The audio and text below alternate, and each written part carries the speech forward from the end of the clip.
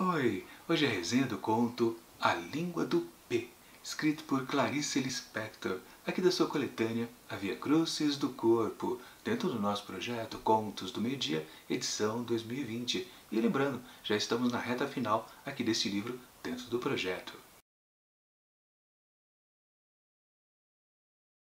Maria Aparecida, Cidinha, como a chamavam em casa, era professora de inglês, nem rica nem pobre, remediada, mas vestia-se com apuro, parecia rica, até suas malas eram de boa qualidade. Assim começa A Língua do P, escrito por Clarice Lispector, que conta a história, obviamente, de Cidinha, uma mineira. E claro, como ela gosta de inglês e quer se aprofundar na fluência principalmente, ela tem uma viagem marcada para um curso lá nos Estados Unidos. Claro, como ela mora em Minas Gerais, ela precisa se dirigir ao Rio de Janeiro através de um trem. Pois é, justamente a história então acontece dentro de um vagão desta locomotiva. Pois acontece que logo que ela entra e dentro de uma cabine, senta num banco, logo em seguida dois homens também se aproximam e sentam bem na frente dela. Até aí tudo bem, não tem problema. Só que os dois começam a olhar para ela de uma maneira um pouco profunda. Daquela coisa, né? Que todas as mulheres percebem quando os homens no olhar têm segundas intenções. O problema é que os dois começam a conversar de uma maneira muito esquisita. Na verdade, depois de um tempo, como ela não entende nada do que eles estão dizendo, parece uma língua esquisita, acaba percebendo que de fato eles estão usando a tal língua do P. Sim, aquela velha brincadeira das crianças, meio que para enganar os adultos, né? O código é sempre importante para não revelar as traquinagens que estão sendo planejadas. Mas o que sim, ela percebe, Cidinha, que os dois homens conversam à vontade, sem nenhum pudor, a respeito do que pretendem fazer. E aí ela percebe, de uma maneira muito nítida, que ela corre algum perigo, um perigo fatal, inclusive. Isso para daqui a poucos minutos. Só que uma coisa que a perturba imediatamente é que ela se lembra, né? Ela é uma virgem. Pois é, mas sim, como ela vai correr muitos perigos, eu não vou dar mais nenhuma dica do que vai acontecer por aqui, porque senão estraga a experiência de quem ainda pretende ler esse conto muito interessante da Clarice. Minha avaliação do texto. Bom, uma coisa que a gente pode afirmar a respeito dessa pequena história é que com certeza é um dos contos mais diferentes de tudo o que a Clarice escreveu em toda a sua carreira, em termos, claro, das histórias mais curtas. Aliás, a gente praticamente já está terminando o livro aqui, não só a coletânea Via Crucis do Corpo, mas todo esse tijolinho aqui que contém todas as coletâneas de contos que ela publicou. Com certeza, essa história aqui é muito diferenciada. Aliás, ela tem até um quê de diferente, inclusive, para essa nova pegada que esta coletânea, A Via Crucis do Corpo, propõe, que é ser um pouco mais, digamos assim, vamos colocar entre aspas, agressiva.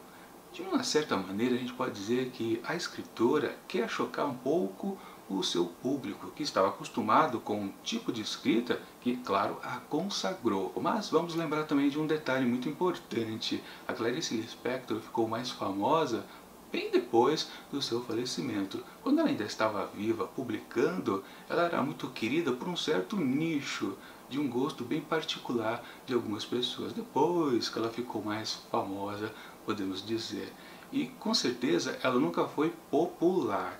E a gente pode considerar que essas novas pegadas que a escritora tem dentro aqui de A Via Crucis do Corpo, os dois elementos principais, tanto o sexo quanto a violência, são coisas populares. E a gente pode pensar, né, será que realmente no fundo, nos seus últimos momentos de escrita e também de vida, né, a Clarice quis alcançar um certo público diferente do que ela já possuía, aquele público cabeça, bom, toda aquela turma já estava muito aficionada para o que ela escrevia. Será que ela queria realmente alcançar novas praças?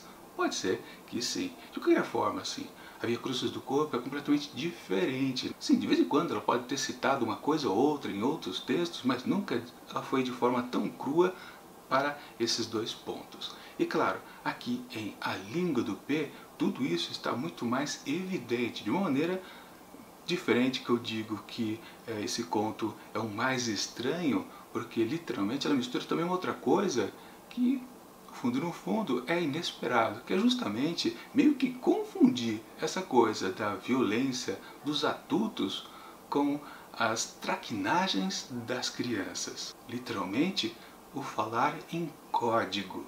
Pois sim, esses dois homens que se mostram perigosíssimos para a personagem Cidinha, eles estão meio que já confabulando um crime que eles vão cometer daqui a poucos instantes, justamente para com essa moçoila indefesa.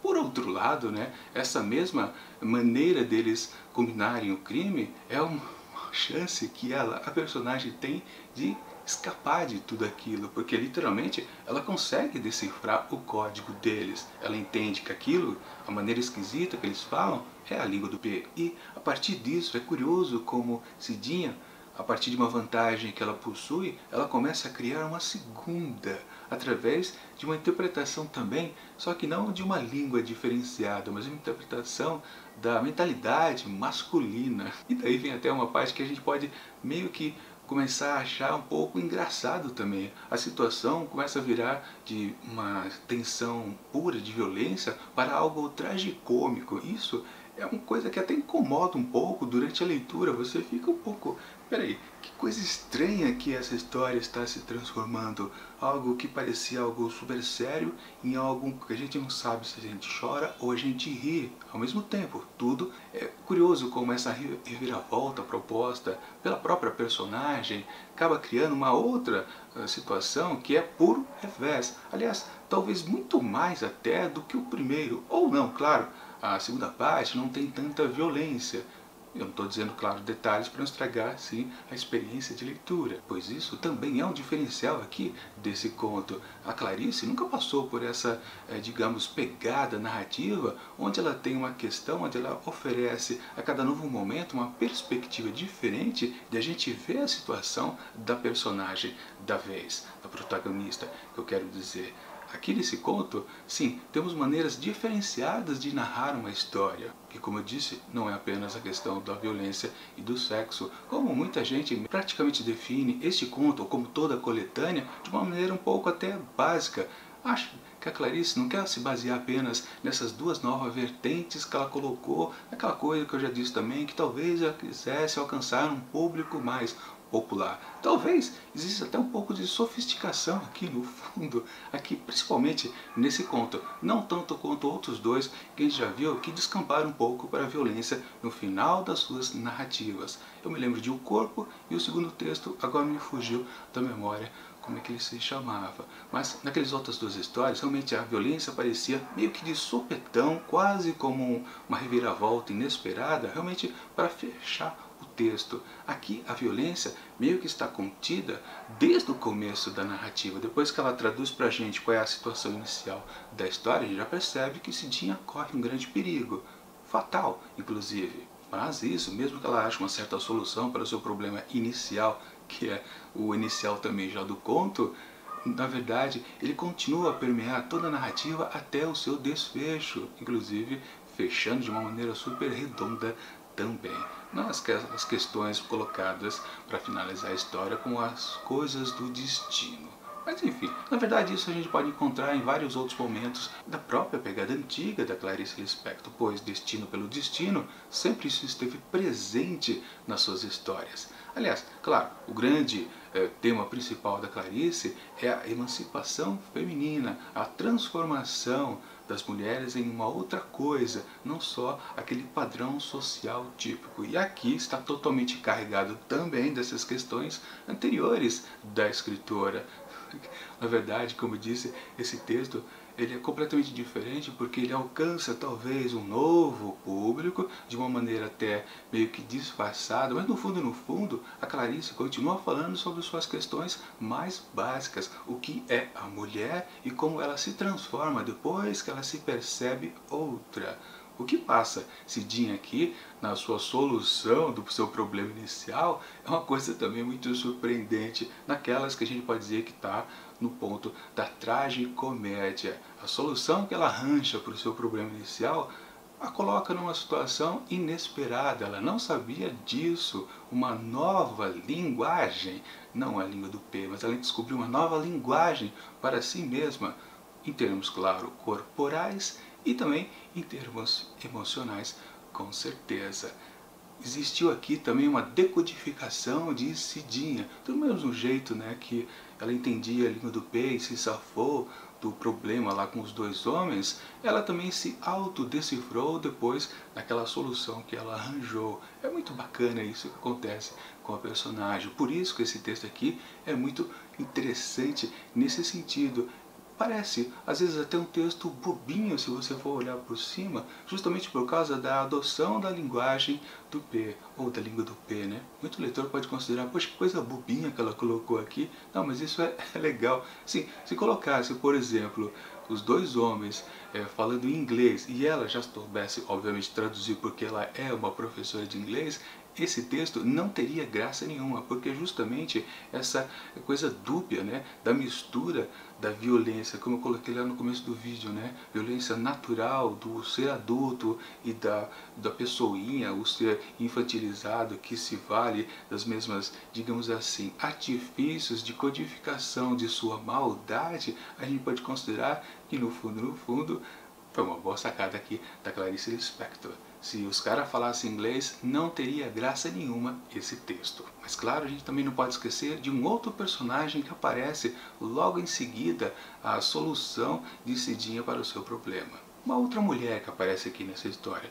Só o máximo de spoiler que eu posso dar para vocês. Realmente, o que acontece quando uma olha para a outra também é uma questão de não entender a linguagem ali adotada. Essa nova personagem que aparece na história, ela não consegue decifrar o que é Cidinha, aquela nova Cidinha, para falar a verdade. Claro, depois a gente sabe que essa nova personagem vai passar talvez alguns perrengues parecidos de Cidinha, mas o grave problema dela é não poder interpretar quem era aquela nova Cidinha, ou também, uma outra visão, né, uma outra mulher que passou a existir quando ela saiu ali daquele trem. Essa nova personagem feminina que aparece, ela não consegue decifrar o que é Cidinha, além das aparências, além da situação que ela se encontra ali, que por sinal foi uma solução para um outro problema. Pois então é isso, o conto A Língua do P é cheio de significados que muitas pessoas não podem traduzir. Com certeza o público, talvez alvo, novo público